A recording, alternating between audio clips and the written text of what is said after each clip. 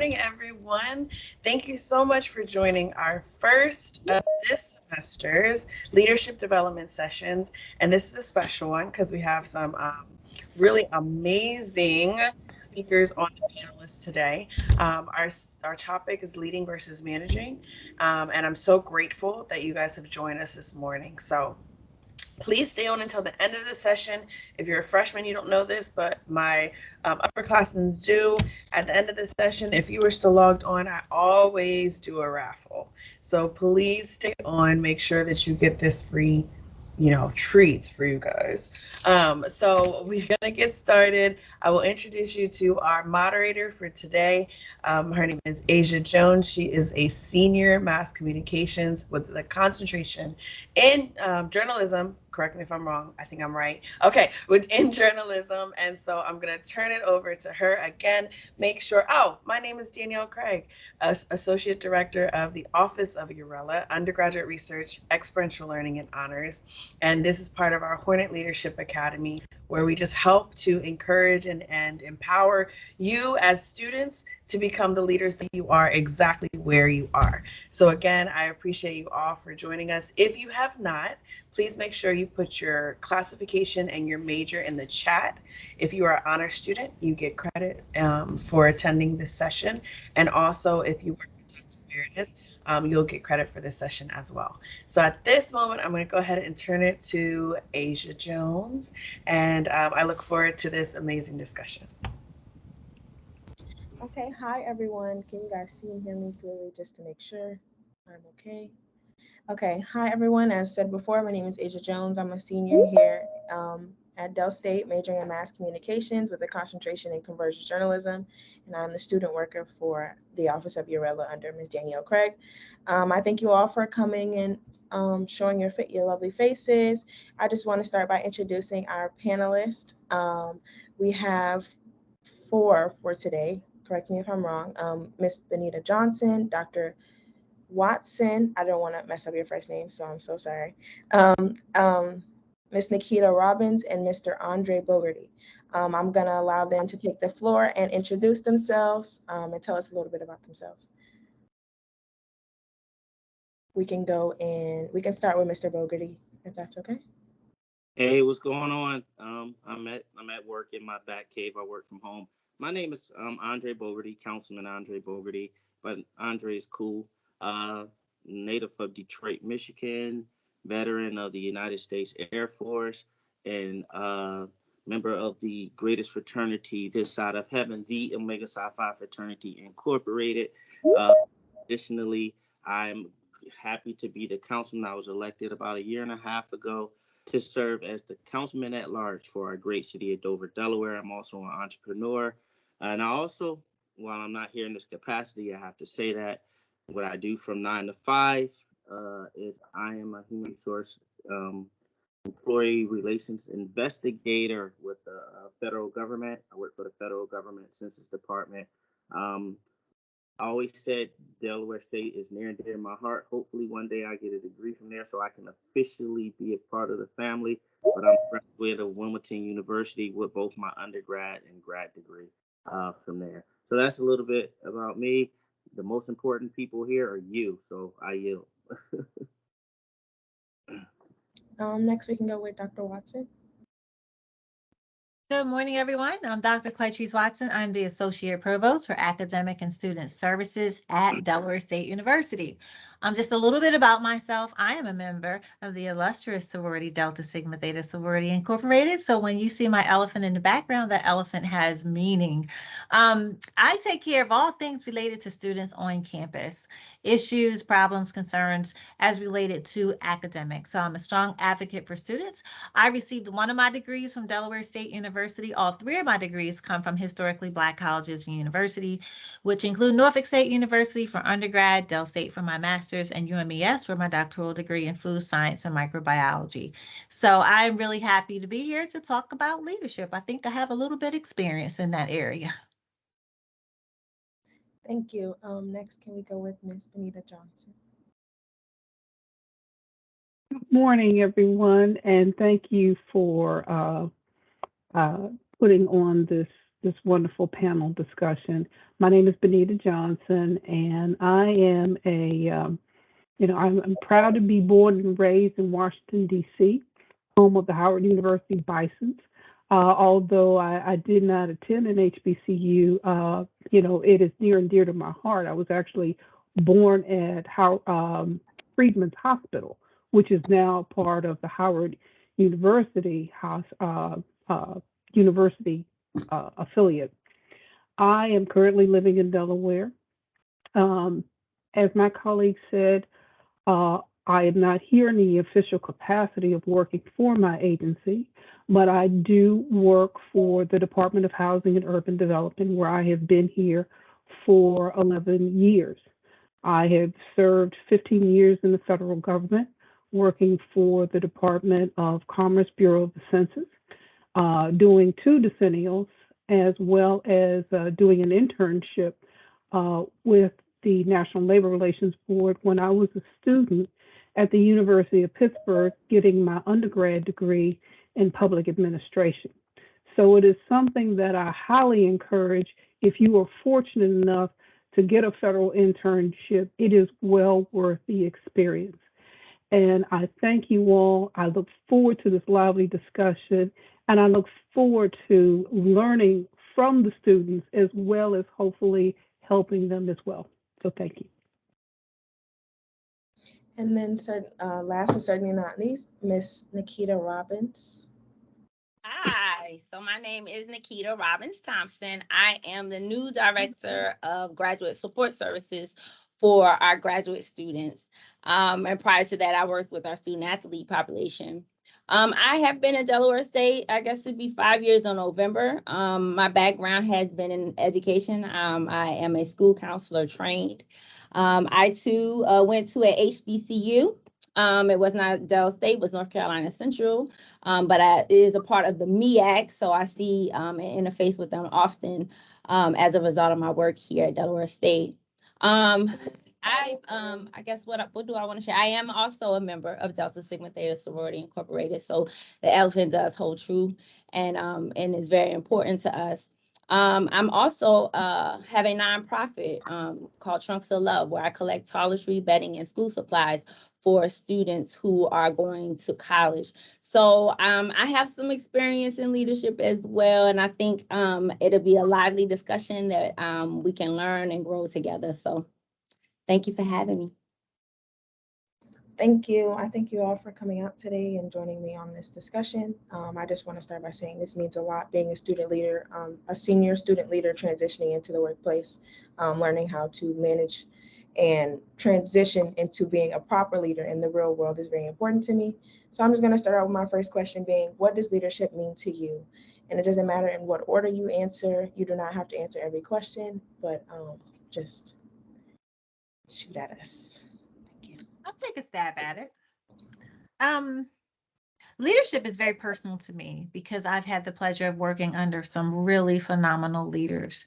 But in developing or formulating my own thoughts on what does leadership mean to me, it means to be in a position, not the position itself, but in a position to help inspire and motivate others to reach a new level in their lives, to help them to dig deep and discover new talents or develop new skills so they can be their best selves in everything that they do. Thank you. I'll take a stab at it as well. First, Miss Benita, you gotta call me. I work for Census. We need to talk. All right. So I work for Census. I have 20 years in May. I'll be able to retire. But leadership to me is being able, no matter what your role in an organization, group, or a group, family, etc. But leadership to me is the ability to galvanize people to, in a positive way, to reach a common goal and or vision, to accomplish a common goal and or vision in a positive way. Right? That's what leadership is to me in a short definition. I'd like to add to the conversation by quoting something that I learned early on from listening to speeches of Dr. King. And when he was talking about service, he quoted, of course, because he was minister from the Bible. And he talked about the greatest amongst you will be thy servant. And to me, that's what leadership is. Leadership is leading by example, getting out of your way when you see that how you are leading is not being effective to reach your desired goal. Being human and humble, learning, as well as to chime in on what Dr. Watson said, to work with a person to help them reach their full potential and to help them think critically. It is important that as we go forward, no matter what we do, that we think critically about our environment, the world we learn, the world we live in, as well as how we make contributions to that. Because we can all be leaders, because we all have the capacity to serve. I would just add to that, because everybody said what I would say, but just being in a place of servitude too as well, and just kind of piggybacking on what Miss Benita just said. I believe leadership is about being able to roll up your sleeves and get in the mix with your people. If that means you gotta sweep the floor today, then we all gonna sweep the floor. It's not about being above or below anyone. It's about, as Mr. Bogarty said, or Councilman Bogarty said, galvanizing your people together so that you can reach a common goal. And so I just wanted to add that part. And one of the things, if I may, you can, Asia, we don't want to take, I don't want to, but one of the interesting things about leadership is you have to be able to lead and have your influence. And leadership is influential. Your influence has to be there even when you're not there. And so, for example, what they're describing is a term that you will hear, a term of art in leadership called servant leadership. You'll hear that term of art used frequently, but in some places and spaces, what both said, I totally 100% agree. But in some of our roles, I might not have the capacity at that moment to sweep the floor myself, but my people that are following, they have to know that if I'm there, I'm willing to sweep the floor or I'm willing to get dirty. But I may not be able to be there just by mere position. I may have to be, or one of you hear these only these powerful women, they and they may not be able to be in there with their getting their hands dirty, as I might say, because they may have to go report to the president, but they have to know that their staff is doing what needs to be done. So not just sweeping the floor physically, but sweeping the floor as an attitude, as well as an attitude that they know that the people that follow us and the people that we lead, they know that, you know what, if they had to get dirty, if they had the time to get dirty, they would, but they're not. The only reason they're not getting dirty now because they have other responsibilities. As a councilman, yeah, I got elected because the people saw my work before I became a councilman.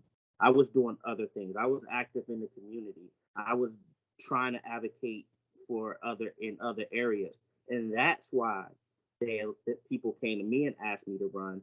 And after that, I was humble. But guess what? Because of my schedule, I don't have time to always make those grassroots things that got me there. But I use my influence to make sure that they're successful and while they're there, whether it's community funds or connections, etc. I yield. I'm sorry. No, feel free to, go into detail, because that's what we're here for, is to listen to your experiences, to listen to your opinions. So please feel free to go into detail. Don't feel like you're taking up too much time or anything like that. We really appreciate it. So with that, you kind of went into the concept of having teams behind you as a leader. That leads me to my next question is, what do you believe is the biggest difference between leadership and management? I can go. I think the biggest thing between the difference is that managing is just that you're managing a situation. You're not necessarily looking to cultivate anything. You're just looking to get tasks completed. And so oftentimes that means it's really about the business of the business. I need to make sure the schedules are straight, that people are here to do the job, the tasks are being completed. In leadership, though, yes, all those things are incumbent in your role, but you're also looking at your people and you're assessing, is this a good fit? Are these tasks appropriate for the person in front of me? Is this something that they want to do? You know, if it's not something that they're good at, are you in a position to coach them through this situation? Because leadership is about coaching someone and giving them some skills to build around. Are you in a position to do that? And so I think with leaders, you have to be willing to coach people up, see where there are deficiencies. You know, I know in my role, I've also oftentimes selected certain tasks for certain people because I know that was in their wheelhouse to do, and they did that with effort, you know, with no problem. I think it just requires you to be a little bit more intentional. Leadership does. It requires that you know your people, and management just forces you to get a task completed and done. That's awesome. You know, I agree with Dr. Thompson. When I was looking over the questions this morning to prepare some response for thought, food for thought, I went onto the website and I looked at, a really good source of reference that I always go to for leadership development, the Harvard Business Review. And they had a very good article in there that talked about the difference between managers and leaders. And there were 3 points that they really focused on. But the key to the article was really this: management consists of controlling groups or setting in projects to accomplish a goal. Leaders refer to an individual's ability to influence and to motivate and to help others. So they feel that they are making a contribution. And, it's one thing to turn out widgets, and Yeah, nobody knows what a widget is anymore because nobody uses the regular watch.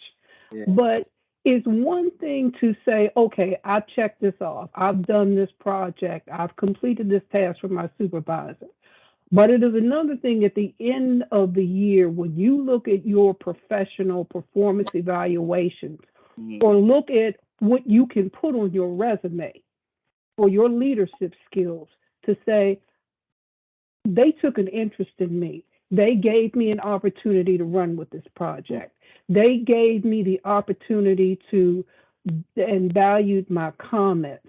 And they allowed me to do some things that I normally would not do. In other words, you are giving people the opportunity to do something, and they didn't think that they had the ability to do it, or they didn't realize they had that skill set. And I'll just jump in here and just point out, as a leader, you're not micromanaging. You trust your people. You have to trust your team that once you set the vision and you've outlined the task and what you want done, or the vision of the project, you have to trust them to be able to execute that project. You have a manager to make sure that's done. As Nikita said, that manager is going to make sure that that vision or those tasks are executed. But it's important to note that as a leader, you have to trust your team that they're going to get it done. And trust that if your team has a question or they run into some roadblocks, they have the confidence to come to you as a leader and ask for guidance and assistance. So as a leader, you have to create that environment that your team members feel comfortable coming to you and feel vulnerable enough to say, I don't understand the task, or this is a little more challenging than I expected, and I could really use some additional guidance on it. That is so true. Before I went back to the federal government, I served as the director of human resources for the state of Delaware Family Court. So I inherited a team that was already in place. And one of the most challenging things that any of you, I'm sure any of these leaders who are on the phone will say, is when you inherit a team that's there and you come in and you have to shift the culture, I would say, because leadership, and I say this, leadership doesn't mean everybody's going to like you, right? Leadership is not something that you're going to have people doing cheers when you walk in the building. Sometimes effective leadership requires you to be a little stern. Sometimes effective leadership requires you to manage the individual as well as the group. So when I inherited this team, I got I got 5 unique personalities. So I had to guide this team one way, but lead and manage, because they're synonymous in some points. There is a crossover, or if you think of a Venn diagram in the middle, there is some, there's some nexus between leadership and management. So I had to lead and manage individuals at times in order for us to accomplish our overall goal. By the time I left, it was very, it took me about 3 to 5 months for them to trust me, but that didn't mean everything was easy. I had to call one of my individuals. I call them team members into the office, and I had to be very stern with that individual. Right? I had to be very stern. I said, now this is not a punishment. I'm not going to document this, but this type of attitude can't be tolerated. I hired, and I don't know the makeup on the call, but I'm just going to be blunt. I hired a African American male as my administrative assistant, and I'm an African American male, so work starts at 8, so he walks in at 8:10 every day. Hey, what's up, Mr.? What's up, Andre? I'm like, no, we're not doing this, right? This is not the standard, because if I don't manage you right, or if I don't show leadership by correcting you, and you think it's okay to walk in at 8:10 because we are, we share something in common, our race, and we both are guys, and you think it's okay to come in late. No, now my team has to see me manage your disrespect that you're going to come in at 8:10, so I can effectively lead the rest of the team, right? So every now and again, leadership causes you. Everybody's not going to like you. He turned it around. So don't think leadership means that everybody's going to sing your praises. And don't think leadership means that every day you got to come in and stroke everybody's ego. Sometimes they want to see that you have not a stern fist, not a unjustly stern fist, but sometimes they want to see, can you make those hard decisions, and can you be fair across the board, and can you make sure that if there's an issue, we can address it now. Afterwards, after I got him together, I coached him on some other things and said, this is why, because you're an administrative assistant now, but I need you to be an executive, whatever your title is going to be later. So I have to lead you to your ultimate goal. I think someone said about self-development and bringing out the best in you. One of my mentors, I hated him. I went through a season, I hated him, right? But he never let me go, because I'm from Detroit. So I used to wear flashy suits. He said, that's not going in corporate America. You need some wingtips, this, that. I can dress how I want to dress. I was young. He can't tell me how to dress. I gave him all that energy. All of it. I said, I'm gonna go. But even though I was angry, I went and got my wingtip shoes. I went and got some, more appropriate corporate suits, right? Still with my energy, with my flair. And before you know it, my career took off. But I was wearing gold suits to work. I'm from Detroit. That's cool in the Midwest. It ain't cool here. So yeah.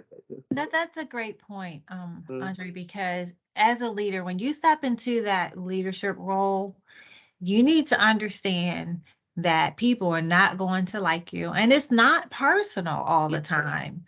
They may not like the decisions that you have to make. They may not like your leadership style. And as a leader, the one thing you're going to learn is you have to be flexible in your leadership style. It's not a one size fit all. And sometimes you have to exercise different leadership styles with different individuals. That's why it's important to know your team and know who you're working with. But the first rule of thumb that I learned in Leadership 101 is everyone's not going to like you. You can't take it personal.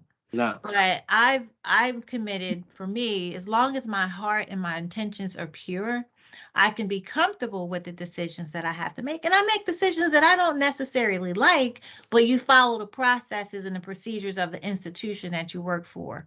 And sometimes just having a conversation with your team to say, this is the decision that has been made and this is why. I know everyone's not going to be in agreement with it, but it's not about me, it's not about you, it's about the good of the institution. And that's one of the things in higher education that we deal with every day. We have to make decisions that, if I may not agree with them, but it's for the good of the institution or the situation that you're dealing with. So I've been in situations where people that work with me or for me don't necessarily like me. I understand. Some days I don't like myself, but that's okay. But you still have to find a way to work together for the good of the institution. Dr. Watson, I couldn't agree with you more. To briefly share an experience I had, I was working with some high school students with the Urban League and the Microsoft IT Challenge in Pittsburgh. And I didn't think I would have a problem working with the kids because I'm very good at project management. But the problem that I had was the students that I was assigned was they were not interacting. We would go through the sessions and they wouldn't participate. And one of the staff persons with Microsoft observed me working with the high school seniors, and they gave me some pointers. And I had to step back from my leadership or management style of being so focused and task oriented to actually get them to understand that this is their project and this is their creation. And so the following week, after I got this advice, when the young people came into the classroom, I asked them to assemble the chairs in a semicircle. And then I had made food for them. I had fixed something for them to eat, asked everybody to get something to eat, and then take a seat. And it was the first time I saw them smile or show any emotion other than just being physically there. And so after we ate, I told them, this is a safe space. We are all here to support each other. And I'm not going to judge you. You tell me what's on your mind. What are you afraid of most, either about this project or about you graduating or about life in general? Wow. And one young lady asked, she said, well, Miss Benita, I'm afraid of you. Wow. And another young man raised his hand and he said, now these were all mentors of mine, mind you. And so this was a real reality check for me. And so when I asked him to elaborate, it was okay. He said, you remind me of my grandmother. He says, I have the utmost respect for my grandmother. She helped raise me. And I don't want to make a mistake by doing or saying something wrong to disappoint you like I would disappoint her. And then I had to admit to them what I was afraid of, that I didn't understand the technology that they were developing for this project. And I wanted their help to help me learn. And from that point on, things were totally different. And don't, get me wrong, I was still a taskmaster to them. But those young people finished first in the citywide competition and third in the national competition. And I was very proud of them, not for bringing home the gold, but for looking at how they changed during the experience. Wow. And the things that they're doing now, and the fact that we still keep in touch with each other. Wow. So thank you for letting me share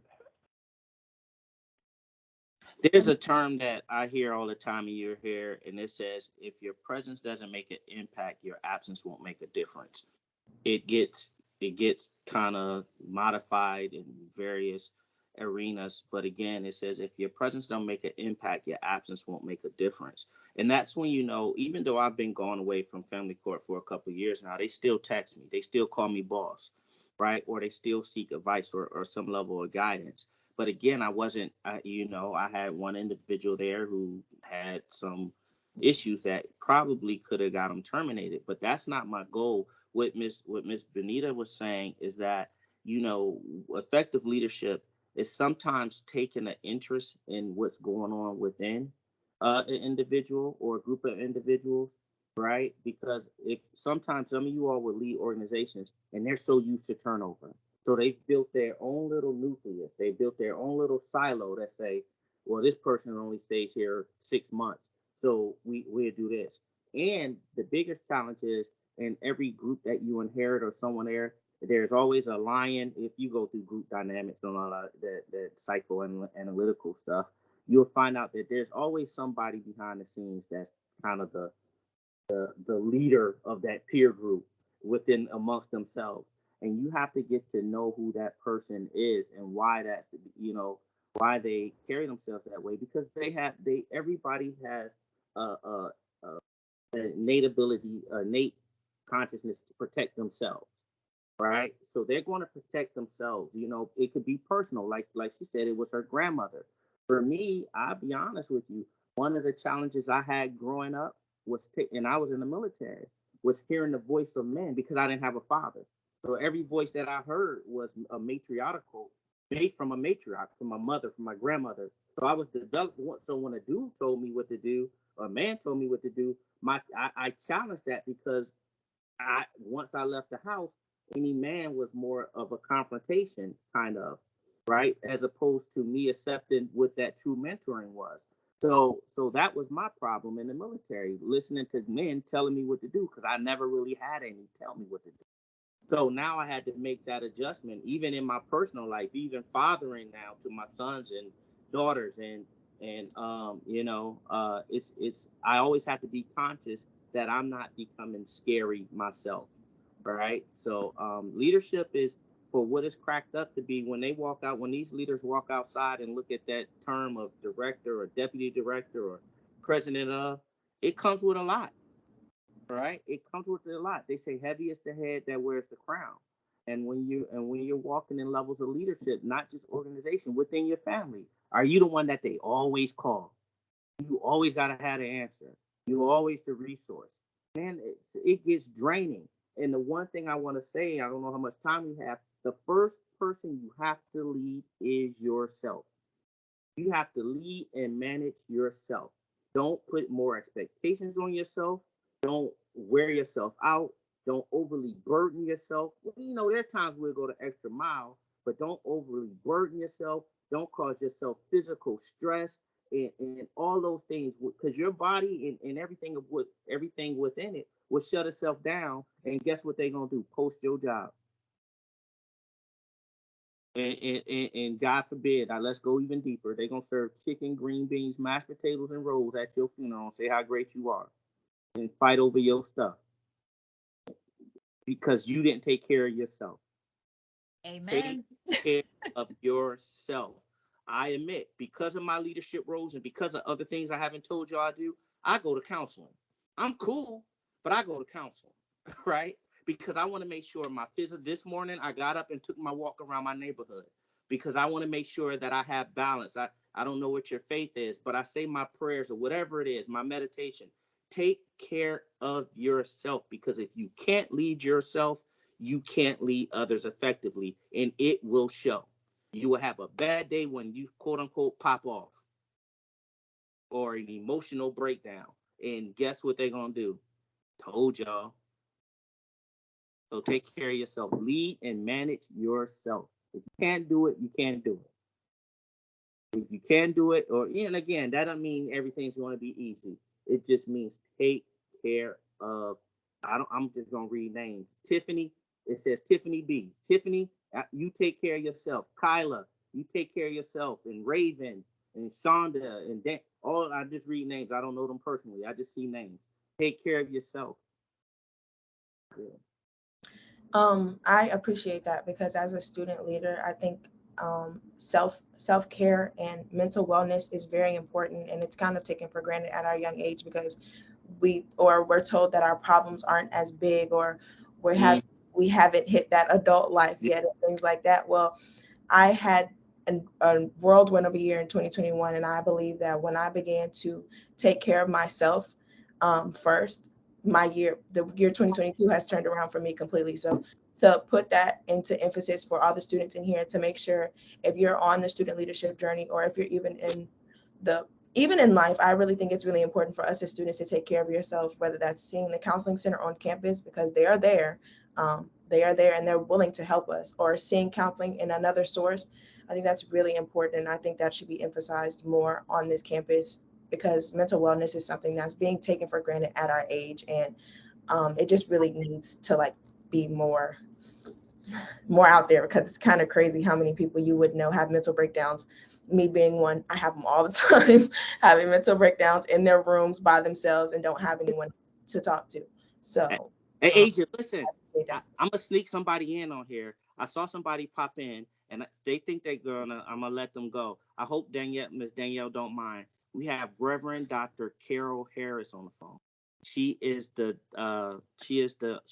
director of pastoral care at Bay Health Medical Center. She's a pastor as well in the area. She is over the Vines organization. She is overseeing Faith in Blue this weekend, and she does so many other things. She is a phenomenal leader. And Dr. Harris, if I may bring you in, I know you wasn't slated to speak, but what would you chime in about leadership, if you don't mind? She's a phenomenal lady. Trust me. Unmute yourself, Dr. Harris, and pop in if you don't mind.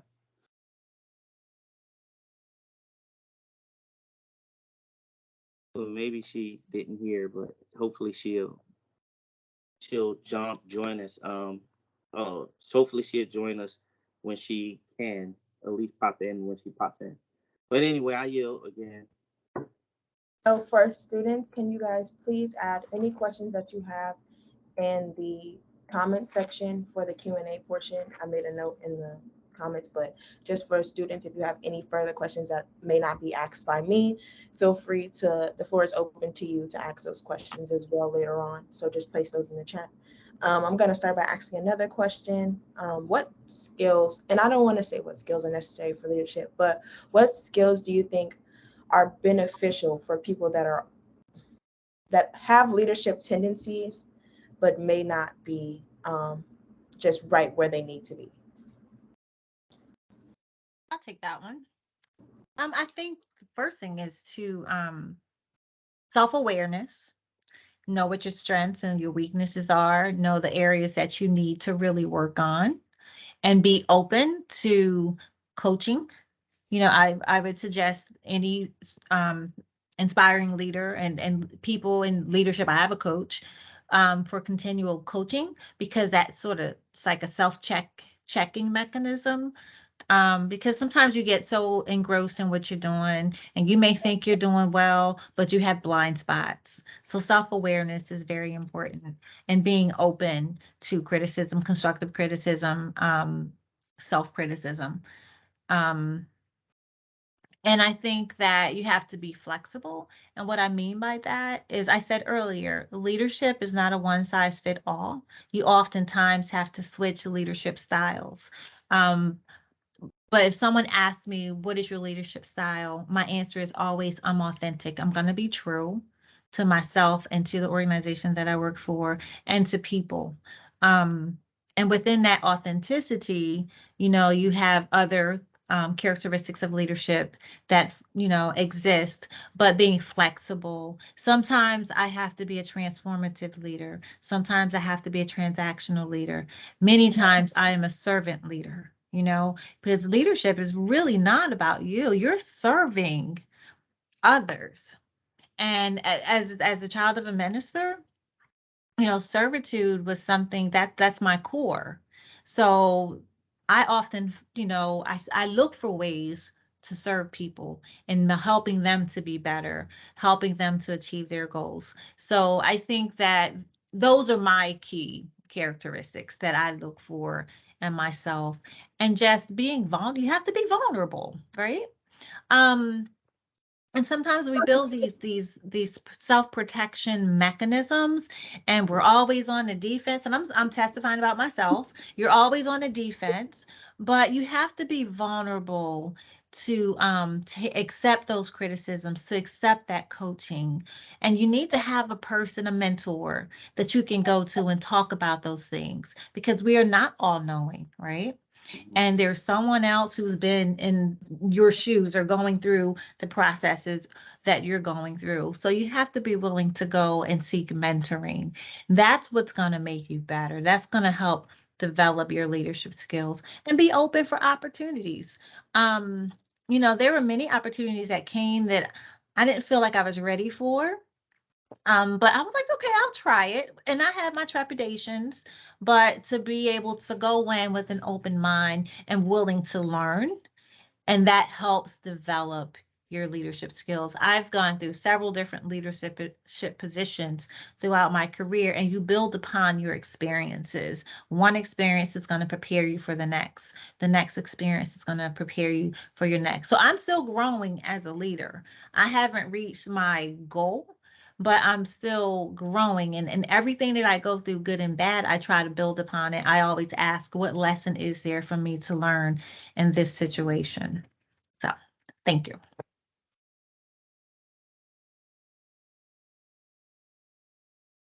Okay. No, I applaud you for that answer, and I've resonated with that, just being that I'm transitioning out of college, and learning that the leadership skills that I may have perceived that were beneficial to me may not be as beneficial. Like earlier, I know you spoke on micromanaging. I have a horrible micromanaging problem. And I really believed that it was something that was beneficial to me. Then I realized later that it's really not, and it makes people not think that I trust them. And I'm truly still working on that. When it's something that I'm passionate about, the perfectionist in me comes out, and I have a horrible issue with that. So I thank you for it. And I also would like to shout out my mentor, Miss Danielle Craig. So I believe that I'm taking the steps that you were speaking of to become that leader that I want to be. Miss Benita. Years ago, when I had an opportunity to do volunteer work, and I'm a big fan of volunteering. A lot of the skill sets as far as leadership development I learned as a volunteer. And if you don't think that volunteerism serves any purpose, think again, because it molds you and shapes you in ways that you may not expect. Asia, what I will say to you is this: learn to let go, because in trying to control or hold on to things, you miss an opportunity because your hand is closed. We are all works in progress, and we will be that until the day we leave this earth. There is always something new to learn. For me, I just completed a executive management program. And I didn't think I was executive management material until one of my mentors sent me the information. And so I applied and sent my fee in, and then they accepted me. And I'm like, oh, what do I do now? And then one of the high-ranking, the former chancellor of this program, it's through the African American Federal Executive Association. And this is the cream of the crop for African Americans in federal service. We are talking about executives. We are talking about people at GS 15 levels. We're talking about people who have cabinet positions and deputy secretary positions within the federal government. And when I looked at this illustrious group of people, I asked myself, what in the world am I doing here? I don't belong with this group of cohorts. I don't belong with this organization. And then a friend of mine sent me a link to a woman that I have been following ever since. For any students, particularly African American students, that are finding their way, whatever it is, whether it's in healthcare, business, finance, the government, I recommend reading Strategize to Win by the award-winning author Carla Harris, who is one of the few Black women on Wall Street and has been a powerhouse there for a long time. We all fear. That is a very effective tool of being a leader. But Ms. Harris says fear should have no place in your success equation. It is all right to fear something, but you gain power by giving it away, which is what Dr. Watson was talking about. If you give, you will be surprised at how much you get back in return, not just for who you are, but how you connect yourself with the world and with others.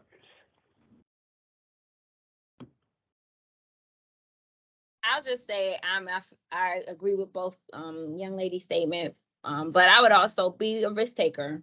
I think in leadership, sometimes you have to go with unpopular opinion. Sometimes you have to do things that others haven't thought about. Sometimes you're walking into territories or experiences that require you to be the first of that said decision. And I think that's what leadership is about, being vulnerable enough to take the risk. Because we all fail, like everybody said here, we all have moments, we all fail, we all, but it's the fact that you tried and you were willing to put yourself on the line to possibly get the best possible outcome. So I think in leadership you have to be willing to be risk takers and be okay with that, and make decisions that are maybe not popular. So That's awesome, and I can resonate with both and probably more. One of the most powerful books I read, and the leaders read, leaders read, leaders read, and leaders write, because you have to be able to communicate your vision. And I'm a spree, and I hope you guys don't get offended. And I'm a professional Black male, African American male. One of the things that I was told, we can talk our Black professional man, we can talk our way into a room anytime, right? We can talk our way, but sometimes our challenge comes from writing, right? That has been an Achilles, that was a professional Achilles heel for me. So I had to address my weakness, right? So I had to learn how to write effectively for in the audience that I had to write to, since became an author, which was, but I only became an author to overcome the fear of writing, the phobia of writing. But if I recommend a book, it's The Four Agreements. Read the Four Agreements. It's a very powerful, simple book with 4 tools to utilize. Um, I struggled with, believe it or not, most people wouldn't know that if I, like what Ms. Benita was saying, there's a book, I can't remember it, but that I read, that I always shrunk in a room of big people. I always shrunk in a room of big people. So I had a social thing, like as articulate as I think I am sometimes, I would begin to stutter. And I don't inherently stutter, but it was my nerves coming out. And I had to gain the confidence to find out I'm here for a reason, and there's a strength that I have or a skill set that I have that's going to be needed.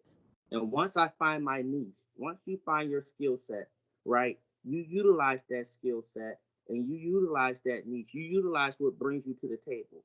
You are not there just because. You are there because you belong. You had the ability and the skill set to complete the application. You had the cognitive ability to think yourself in the situation.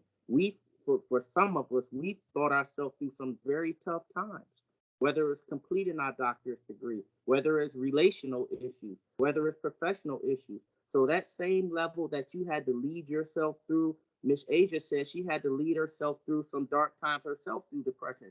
If you can lead yourself, right, you can lead others effectively, because you'll find out that what you can find that, and you'll find that sometimes the people who are the loudest in the loudest in the room in groups of people lead themselves horribly.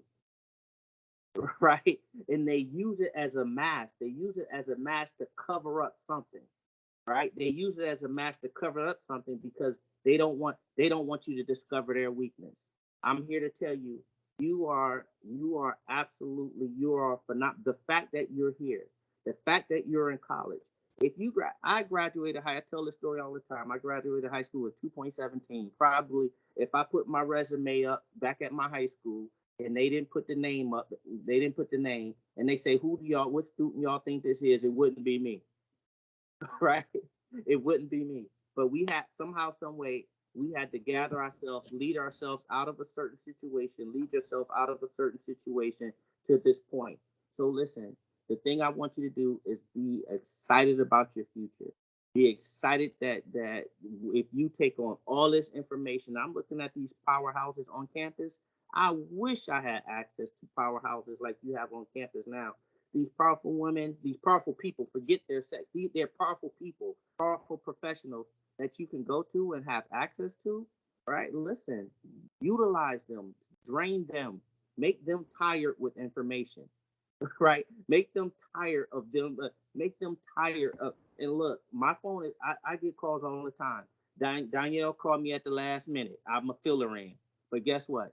Because it's her, she knows that I'm going to come and be there for her, and she has no problem fake asking me. She don't even ask me. Andre, I got this to do. Are you free? Cool, I'm putting you on a schedule. Why? Because she knows that, one, I'm going to bring it because I have a passion to develop others. Two, I trust the audience that she's bringing me into. And three, she's a leader nonetheless. So she's gonna make sure she taps into all her resources to bring in, and hopefully I'm a decent resource for her, and I'll be the same resource for you. So look, lead yourself, lead like you are leading a Fortune 500 company. And I don't know how much time we have. I'll yield with this. I wanted to say this to the end for these to be my last words. The mentor that I told you I hated, I love him to death, to life, right? And this is what he told me. He says, Andre, you work for somebody, but you better view yourself as your own CEO, your own company. You are exchanging your time and services to whatever organization that you are in.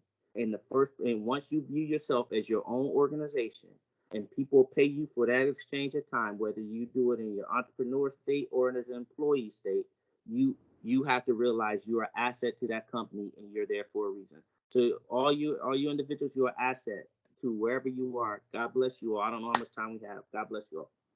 And thank you for those who I've able to share this with. I haven't met you all personally, but how y'all doing? I just want to open the floor up to some students before we get the last words from the rest of the panelists. If any students would like to come off of mute and ask any questions before we move on, please feel free to ask a question.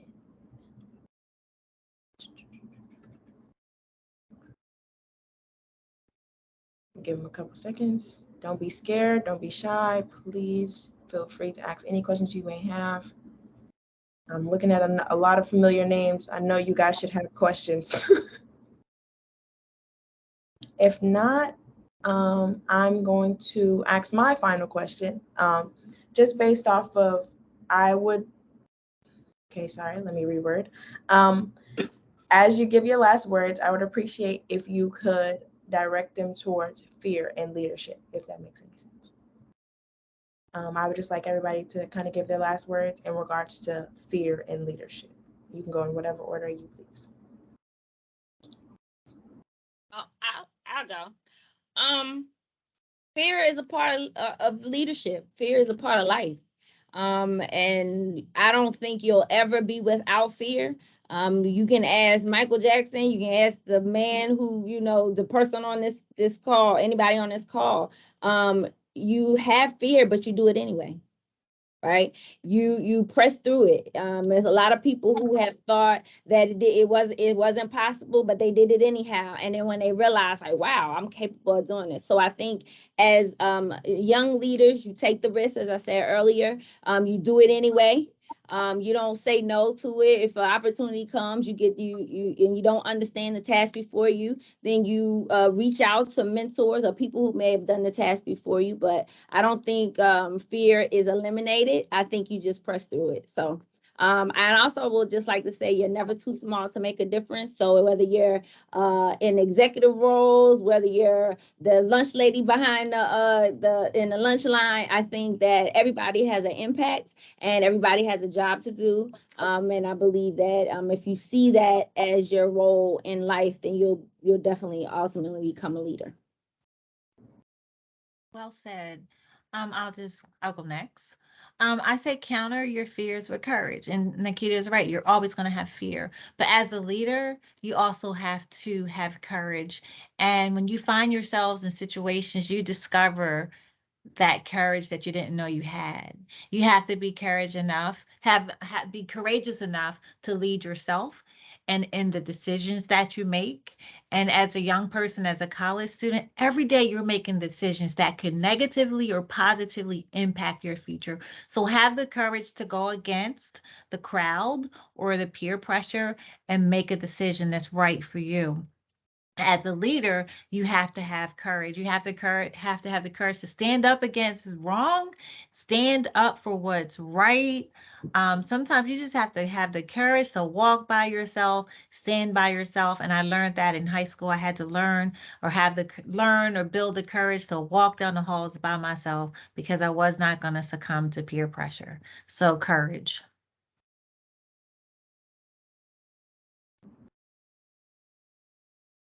Well, I said I was gonna have last words. I'll say this. I told you my biggest professional fear was the fear of writing. But I don't want to proselytize, but I'm a person of faith. I just believe that there's always times that you're going to be in a situation where you're going to have to face your fears, or your fears are going to paralyze you. And you have to just absolutely, as Nike say, just do it. I don't glorify it, but I'm tatted, and one of my tattoos says, "Dear fear, I beat you." So it reminds me that every time that I'm faced with something that I fear, every phobia that will come my way at times will plus I live by faith that, I don't have the spirit of fear power, but that's just me. But without going into that, sometimes the thing you fear is the thing that'll catapult you to the next level. Right? When you overcome that fear, it's the thing that catapults you to the next level. It give you the confidence that you can accomplish whatever that's set before you. So you just have to beat fear. Just beat it. Really just beat it.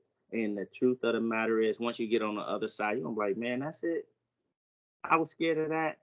Right? That thing held me down. And before you know it, you'll take off. Okay, Miss Benita, really quickly, if you can give your last words. If I were to sum it all up, I would say don't be afraid to fail, and never be afraid to surround yourself with people who have diverse thought. That is the essence of growth, understanding, harmony, and connectiveness, which are the true cornerstones, in my opinion, of leadership. Okay, thank you. If Ms. Daniel Craig and Ms. Poe could come back to give our quick final words, that'd be very appreciated. I just want to personally thank you guys for dropping this knowledge. It meant I took a lot from it, so I know they did as well. All right. Thank you so much. Somehow I just knew that this was all going to work out. You guys don't know, but there was some weather issues across the country. So I have panelists who dropped out. But if you guys understand, the 4 of y'all who were on this panel, 5 of you, this was a great way to start off our leadership development sessions this semester. So I'm so very honored and thankful for you guys saying yes to my question, to my ask, and to providing us an amazing session today. Again, like I said in the beginning, you know what I do. I always have to bring an incentive. And then once I pull names, Mrs. Poe, I will pass it to you to have last words. So really quickly, I am going to share my screen. We're going to pull 2 names. Hopefully you guys can see that. And so for our attendees, who's going to get a Dunkin' Donuts And then the next will get a Wawa card are Akayla Chang.